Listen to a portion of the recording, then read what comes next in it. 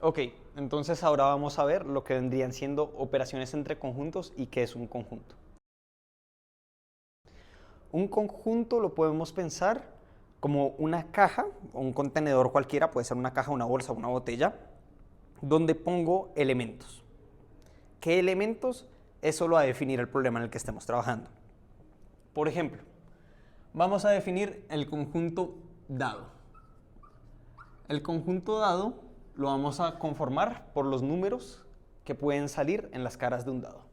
Puedo tener un 1, puedo tener un 2, un 3, un 4, un 5 o un 6, ¿cierto?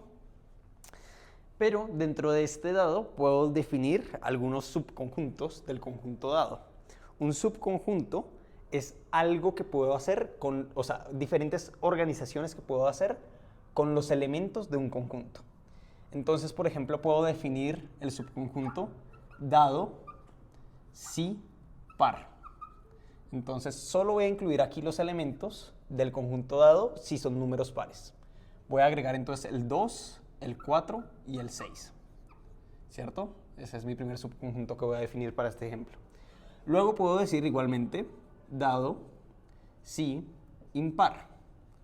Entonces voy a agregar los números impares del conjunto dado 1, 3 y 5. Yo puedo luego entonces definir uno en particular dado si el número es menor a 4, un menor estricto a 4. Entonces aquí simplemente voy a agregar 1, 2 y 3. Para propósitos de poder usar la notación correcta, vamos a llamarle a estos subconjuntos que armamos del conjunto dado correspondientemente A, B y C. Y vamos a empezar a ver un par de operaciones que podemos hacer entre ellos. Supóngase que yo quiero, a ver, si me dicen que A se llama dados y par, pues yo sé que claramente, conociendo el conjunto dado, los números pares que pertenecen van a pertenecer a A son estos. Si me lo dicen con impar, igual, y si me dicen que si menor a 4, pues simplemente es cuestión de prestar cuidado. Pero entonces, ¿qué ocurre si me dicen, ok, quiero que encuentres los elementos que pueden ser impares o menores a 4? Y aquí empezamos a hablar de operaciones entre conjuntos. Entonces, operaciones entre conjuntos. Tenemos el O, esto aquí que estoy escribiendo es la letra O, que va a ser denotada por este símbolo. Y luego tenemos el I, que va a ser denotado por este símbolo. Esto lo podemos pensar como una U y una N, pero sin el palito en ambos casos. Estas operaciones son todo lo que se va a ver a lo largo del conjunto del curso, pero se van a ir expandiendo y se van a ir haciendo cada vez pues, más complejas. Pero estas son las bases fundamentales. Y yo creo que la mejor manera de introducirla es desde el lenguaje, que esto es un O y esto es un I. Supóngase aquí que yo tengo el siguiente problema. Entonces, saber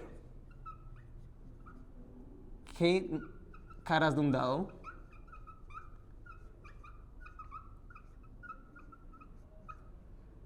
son pares, es decir, A, y menores que 4, menor estricto que 4. Es decir, qué caras de un dado, si lanzo un dado muchísimas veces, voy a obtener que solo sean pares y menores a 4. En este caso, estoy hablando de un I, ¿sí? Porque quiero que sean pares y menores que 4. Entonces vamos a usar el operador para I con nuestros conjuntos. Entonces, nuestro conjunto de dados y par le llamamos A. Entonces escribimos el primer conjunto. Luego escribimos el operador para I. Y luego escribimos el operador, el siguiente conjunto. Entonces, pares y menores que 4. En este caso, pues claramente tenemos que buscar los elementos que estén en ambos conjuntos sí o sí. Entonces, 2. ¿Está 2 en A y B? No. En el primer elemento no, en el segundo sí. Sí, mala mía ahí. Aquí está. aquí está. Sí, los podemos encerrar en ambos. Listo, 4. 4 no es menor que 4. 4 es igual a 4, por lo tanto no va a estar en este conjunto. 6. 6 no es menor a 4, por lo tanto no va a estar en este conjunto. El único elemento de las caras de un dado que es par y que es menor a 4 es el 2. Entonces, A, par, y C, menor a 4, 2. Esos son todos los posibles elementos que podemos encontrar bajo este evento. Luego, vamos a hacer otro, donde tengamos saber qué caras son pares. Voy a hacer la mala ortografía aquí. Y esto realmente es un E cuando lo hablemos. Impares. Es decir, lo que estoy intentando hallar aquí es qué caras son al tiempo pares e impares. Lo cual no es cierto, ¿sí? Yo puedo tener o caras pares o caras impares. Así funcionan los números. Entonces aquí viene el nuevo concepto. En este caso son 2, lo voy a escribir más bonito. Viene el nuevo concepto que es el vacío, ¿sí? Si yo intento decir que es par y a la vez impar, es decir, A y B, voy a obtener el conjunto vacío. Es decir, no hay nada dentro de lo que estamos evaluando, dentro de los conjuntos que tenemos, que pueda satisfacer a las condiciones. Que sea par y que sea impar, no lo son. No hay ningún elemento en común. Se denota de esta manera. Ahora bien, si digo con el O, saber qué caras son pares o impares. Aquí, lógicamente, si hago este O sobre los elementos de las caras de un dado, los números de las caras de un dado, pues tengo que obtener de nuevo todas las caras de un dado. Entonces vamos a decir A, O, B. ¿Y qué elementos puedo obtener? Entonces aquí vamos a borrar esto de aquí para hacerlo claro. Listo, esto era un I, ahora estamos hablando de un O. Entonces, puedo tener 1 o puedo tener 2. Ok, puedo tener 1 o puedo tener 2. Puedo tener 3 o puedo tener 4. Entonces, puedo tener 3 o puedo tener 4. Puedo tener 5 o puedo tener 6. No puedo tener más números porque pues, no estaban en nuestros conjuntos B y C.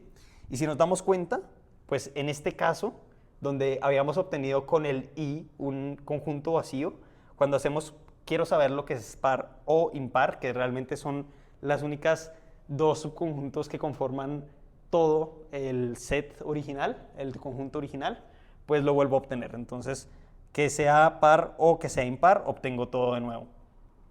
Sin embargo, no ocurren redundancias entre elementos. Es decir, si yo vuelvo aquí y digo que sea impar o, estoy usando el O, menor a 4. De la manera en la que armamos un I, no podemos armar un O. Como yo armé el I, como armamos el O, no podemos armar un I, es lo que estoy intentando decir. Como armamos el O, es que miramos los elementos y digo, listo, hay un 1 o hay un 2, hay un 3 o hay un 4, hay un 5 o hay un 6. Cuando hablamos del I, la manera lógica en la que tengo que verlo es, tiene que estar aquí y tiene que estar acá. Este no está aquí, entonces tengo que mirar si este está dentro de este, si está acá. Listo, entonces el 3 está aquí y también está acá. El 5 está aquí, pero no está acá. El 2 está aquí, pero no está acá. Es decir, tengo que ir eliminando elementos para que ambos estén en el conjunto. El problema sería si, por ejemplo, tenga un conjunto como el siguiente. Vamos a definir a D y E para poder hacer este ejercicio. D no sabemos de qué es, pero son los posibles números 1, 3, 5, 7. Y E son los posibles números 1, 3, 5 y 9. Y aquí viene el tema que me refería cuando decía que no puede haber redundancia. Si yo pregunto qué elementos están en D o en E, entonces tengo que plantearlo bien. D, uso mi operador de O, E, pues voy a decir, listo, tengo un 1 o un 1. Aquí no voy a escribir 1 o 1, no. El 1 es el mismo. Entonces, cuando estoy escribiendo os, si ya lo escribí una vez, no lo vuelvo a escribir. Listo, puede ser 1 o 1, puede ser 3 o 3, puede ser 5 o 5, y puede ser 9 o puede ser 7. Al escribir un o, solo escribo los elementos diferentes de los conjuntos para unirlos. Cuando hablo de un i, si digo D, I, E, esto lo voy a poner aquí, D, I, E, esto sería en español, tengo un 1 en D, en E, perdón, y también lo tengo en E. Entonces tengo en E un 1 y lo tengo en D. Luego tengo en E un 3 y lo tengo en D. Entonces lo escribo. Tengo un 5 en E y lo tengo en D, lo escribo. Tengo un 9 en E, pero tengo un 7 en D y no tengo más números. Y tengo un 7 en D, pero tengo un 9 en E. Es decir, de ahí en adelante no hay más elementos. Paro de escribir los elementos que no se duplican en el conjunto. Los escribo solamente una vez. Cuando hago un i, tengo que verificar que estén en ambos. Cuando hago un o, simplemente garantizo que no lo repito y escribo todos los elementos de ambos conjuntos. Esa es la regla. O escribo todos los elementos de los conjuntos que estoy uniendo, y cuando hablo de un i, solo escribo los elementos que estén sí o sí en ambos conjuntos. Dicho eso, ahora es momento de, una vez se tiene la noción de conjuntos, pensar en el concepto de probabilidad. Listo. Noción de probabilidad. La probabilidad de un evento cualquiera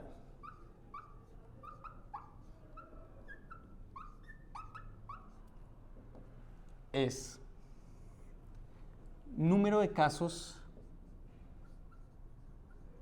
favorables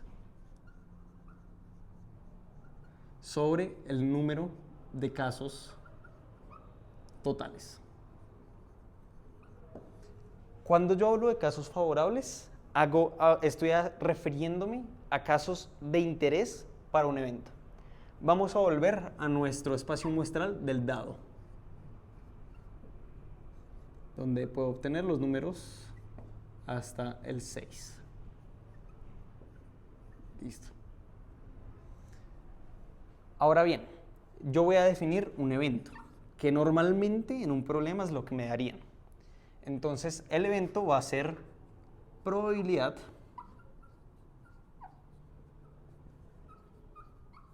de obtener un número estrictamente menor a 4. Ya habíamos en algún momento hablado de este subconjunto, donde solo tenemos el 1, el 2 y el 3. Entonces, si vemos el espacio de este evento, es un espacio reducido, tenemos solamente el 1, el 2 o el 3. ¿De cuántos? De 6. Entonces, la probabilidad de esto, la probabilidad del evento 1 sería 3 favorables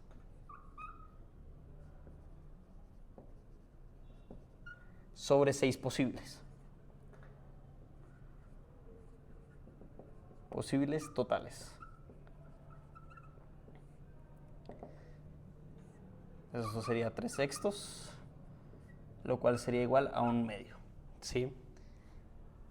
Ahora bien, ¿qué significa una probabilidad? Nosotros dijimos, ¿cuál es la probabilidad de obtener un número menor a 4? La probabilidad sería de 1/2, lo cual es igual a 0.5 o equivalente al 50%.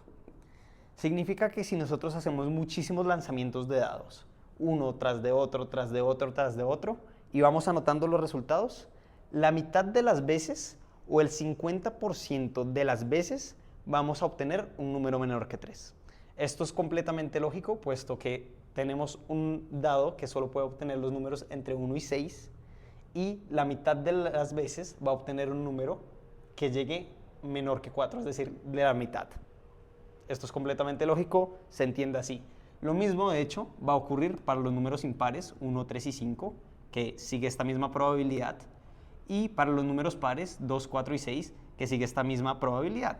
Tenemos en todos estos casos que acabo de definir la misma probabilidad de 3 casos favorables de ya sea cualquiera de los 3 eventos que hablé, sobre las 6 posibilidades que tenemos al lanzar un dado.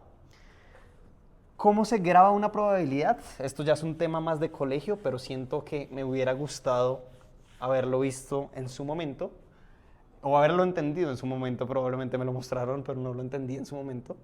Una probabilidad uno la va tomando como el evento más común que ocurre sobre un total de veces, ¿sí? Si queremos hablar de una tabla de probabilidades, yo voy a tener, por ejemplo, aquí lanzamiento y resultado. Entonces voy a ir haciendo así una tabla, y yo en este momento necesito que usen la imaginación, porque yo tendría un dado en la mano. Y yo lo que hago es sacudir mi dado y tirarlo sobre una mesa. Listo. Entonces, en el lanzamiento número 1 obtuve un 3. En el 2 obtuve un 4. En el 3 obtuve un 2. En el 4 obtuve un 5. En el 5 obtuve un 1. En el 6 obtuve un 4. En el 7 obtuve, etcétera, etcétera, etcétera. Sí, estoy haciendo lanzamientos uno tras otro, y yo estoy obteniendo este resultado. Cuando yo termine de hacer esta tabla, voy a darme cuenta que si yo cuento el número de casos, o sea, tengo que tener en cuenta cuántos lanzamientos hice, ¿sí? Si lancé mi dado, digamos que 100 veces, y yo me voy contando las casillas del resultado, este es el resultado, donde obtuve un número 1, 2 o 3, me voy a dar cuenta que va a ser 50 o muy cerca al 50.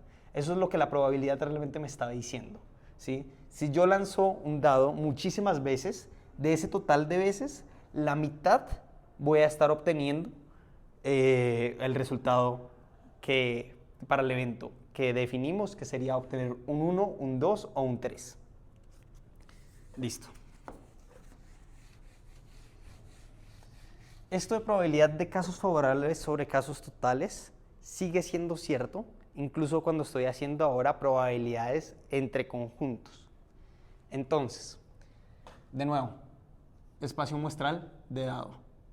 Tenemos 1, 2, 3, 4, 5, 6. Y vamos a definir los siguientes subconjuntos. A va a ser solo 1, 2. B va a ser 2, 3. Y C va a ser 3 y 4. Bueno, digamos, sí, voy a hacerlo un poco diferente. Decidí qué es lo mejor. Listo. 1, 2 y 3. En este caso vamos a tener 3 y 4. Y en este vamos a tener 4, 5 y 6. Perfecto. Simplemente tenemos nuestro espacio que dividimos de acuerdo al problema que nos dieron. Digamos que era menor que 3, 3 y 4 y mayor que 4. Listo. Ahora bien, aquí es donde podemos empezar a hacer los diagramas. Yo tengo un diagrama de Venn que se denota por círculos, que representan esos mismos contenedores que hablamos al inicio. Entonces tengo un círculo que llamamos A, uno que llamamos B y otro que llamamos C.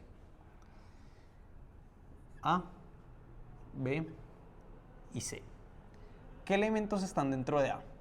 1, 2 y 3. Listo, los escribo. 1, 2 y 3. ¿Qué elementos dentro de B? 3 y 4. ¿Qué elementos dentro de C? 4, 5 y 6. Ahora es momento de escribir las intersecciones, pues como nos damos cuenta, hay elementos que se repiten. Entonces, ¿qué conjuntos comparten el 3? El A tiene el 3 y el B tiene el 3. Entonces lo quitamos de aquí y lo movemos a la intersección entre A y B, que vendría siendo esta región de acá. Entonces en esta región escribimos el 3. Listo. Luego nos damos cuenta que con el 4 también ocurre, pero con el C. Entonces buscamos la intersección entre B y C, que sería este espacio de aquí, y aquí vamos a escribir el 4 que se repite. Entonces escribimos el 4. 3 y 4. Y el resto de elementos deberían no repetirse. Aquí me estoy dando cuenta que este B pues quedaría completamente libre, ¿sí? Pues al escribir el 4, 3 y 4, que son elementos comunes entre todos, pues ya no contiene nada que solo pertenezca a B. ¿Cómo se lee un diagrama de Venn? Se lee así. Esta región, donde no tenemos círculos que se pasen entre sí, se lee como solo A, ¿sí? ¿Qué elementos pertenecen a A y solamente a A? Entonces me estoy dando cuenta que no borré de aquí el 3, debía haberlo hecho. Tenemos solamente el 1 y el 2, que si nos damos cuenta y bien vemos el resto de conjuntos, no pertenecen ni a B ni a C. Listo, entonces solo tenemos el 1 y el 2. ¿Qué elementos pertenecen solamente a B? ¿Sí? Como nos damos cuenta, el 3 está aquí, pero también está aquí, y el 4 está aquí, pero también está aquí. Es decir, no hay un elemento que solo pertenezca a B. B comparte todos sus elementos. Luego C, ¿sí? Como ya nos dimos cuenta, comparte este elemento, no comparte ningún otro elemento con A, y tiene para él solito 5 y 6. Entonces C, esta región de acá, solo tiene a 5 y 6. Cuando hablamos de las intersecciones, tenemos estas intersecciones que voy a colorear aquí. Tenemos A, B y C. Tenemos la intersección entre el círculo de A y el círculo de B solamente, que va a ser este espacio de acá. Y vamos a sacarle una flechita y lo vamos a escribir. Esta parte de acá se llamaría la intersección de A y B. ¿Todos de acuerdo? Luego tendríamos la de B y C, que sería esta parte de acá, donde están los elementos que están necesariamente al mismo tiempo en B y en C. Y por último tendríamos esta otra intersección, que serían los elementos que tenemos al tiempo en A y en C. A y C. Listo. Estas de acá son nuestras intersecciones. Aquí van a estar los elementos que tenemos en A y en B, que en este caso tenemos en A un 3 y en B un 3, lo ponemos aquí. En el caso de B vamos a tener pues que este los comparte todos, es decir, siempre van a estar en sus intersecciones, no va a tener ninguno para sí solo. Entonces tenemos 3 que lo comparte con A, entonces 3 está en A y en B, está en A y en B. 4 que va a estar en B y en C, entonces 4 lo vamos a encontrar aquí, que va a estar en B y en C. Y para C vamos a tener, bueno, ya cubrimos la intersección, que es igual al revés. Esa es una de las propiedades que tenemos que tener en cuenta, y es que la intersección es conmutativa. Es decir, si yo digo algo que esté en A y en B, es equivalente a decir algo que esté en B y en A, ¿sí?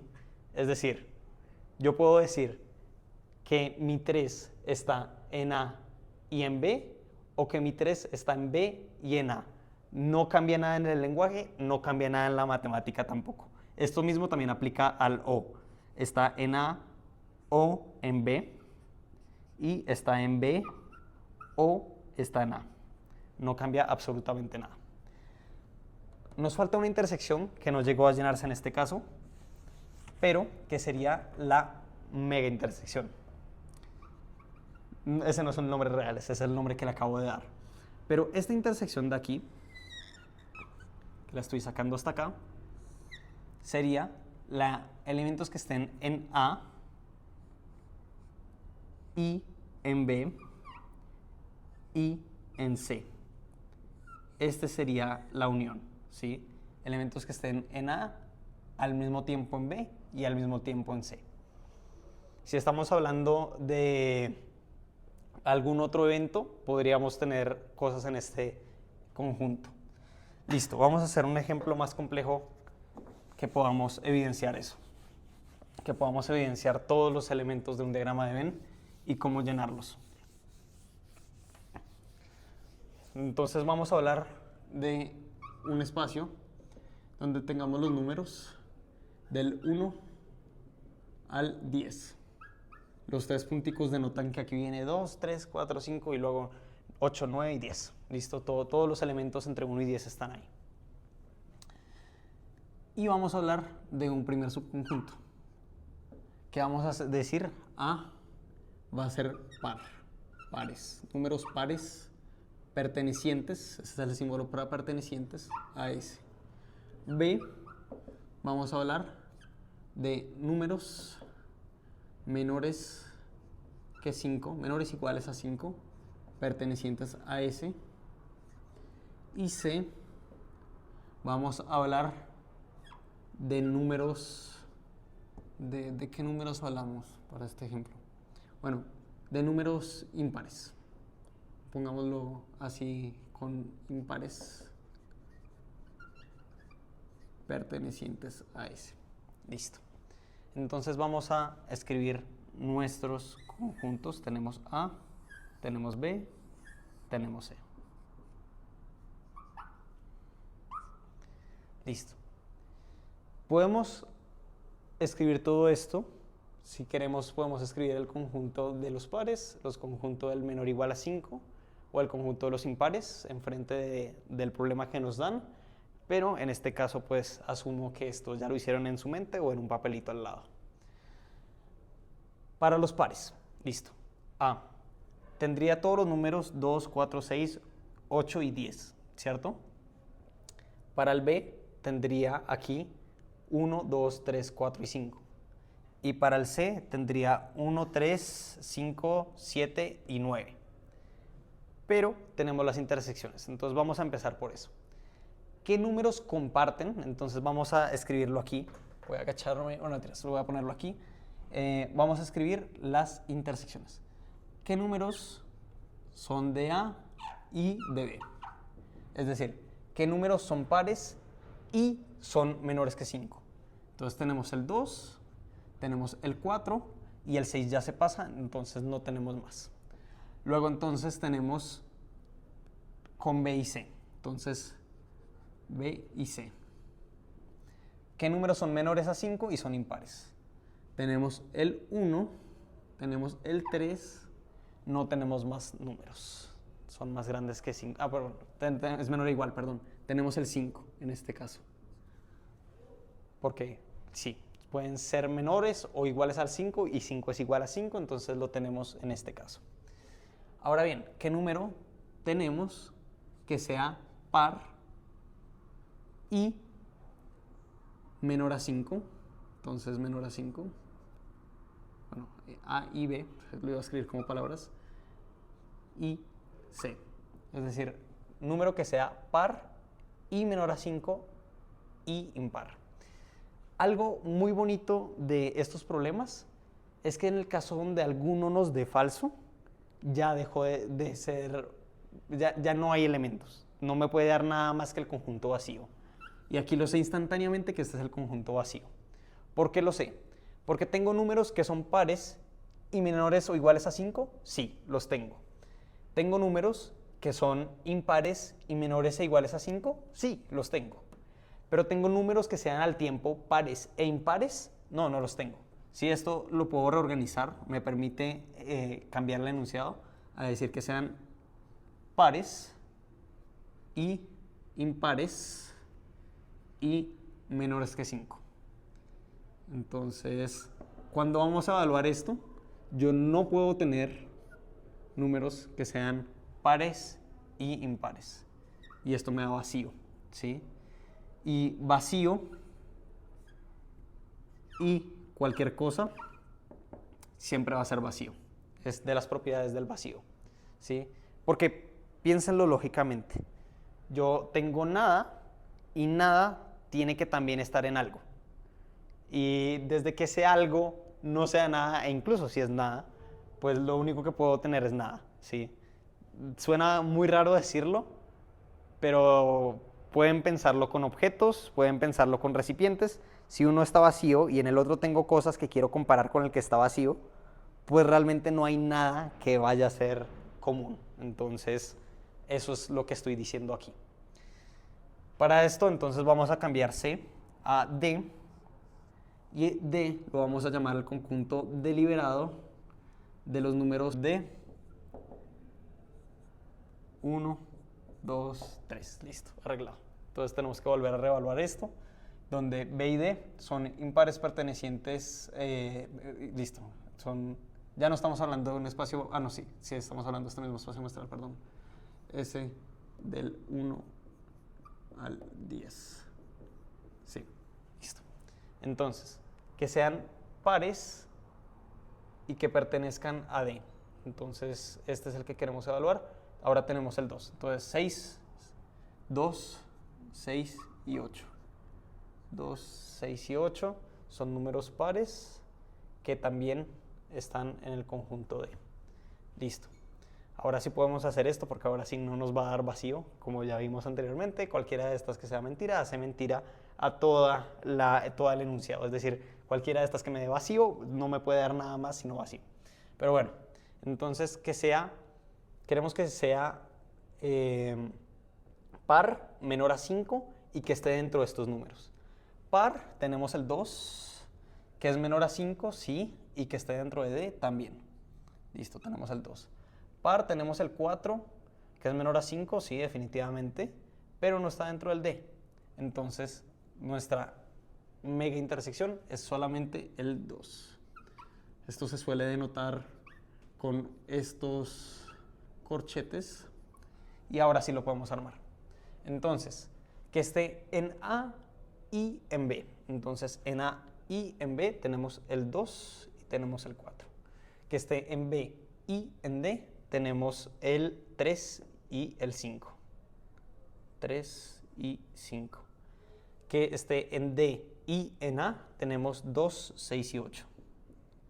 Y ahora tenemos que escribir los elementos que nos quedan sin repetir dentro de cada uno.